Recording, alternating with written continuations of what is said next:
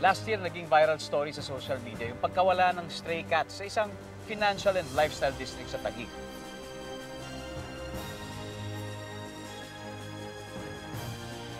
Wala kasing katiyakan kung saan dinala ang pinick up ng mga pusa.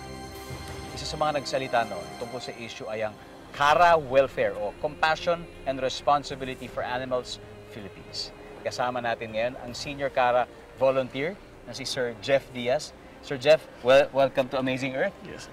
Thank you, sir. Ano po ba ang mga pwedeng gawin kapag makakita tayo ng abandoned na hayop sa kalsada? Una, bigyan sila ng water sa food. Tapos, while binibigyan sila, mas maganda double check sila kung merong open wound or injuries. So, yun yung mga palatandaan na kailangan mo siya dalhin sa vet.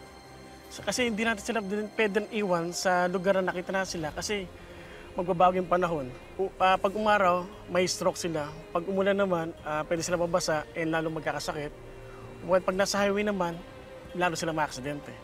Pag na-check na sila ng vet, mas magandang ma-poster muna siya kung sino yung nakakuha.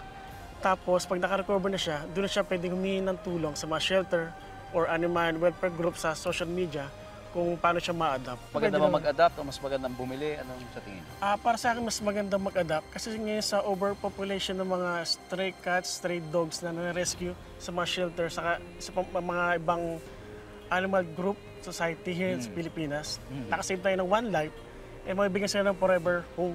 Paano po ba mag-adapt? You need to check the pictures, names sa website namin. Then after that, kailangan nila ma-meet yung dog or cat. Yun ang pinaka-close sa amin. Kasi doon nila dapat makita kung match sila ng cat or dog. Lifestyle, ugali, they will need to fill up an adoption form. Tapos kami, yung group namin, we do background check, home visit, and interview sa kanila. So doon ay malaman kung meron silang other pets, kung sino-sino yung family maiwan doon pag umalis sila, or nasa ano yung place sila.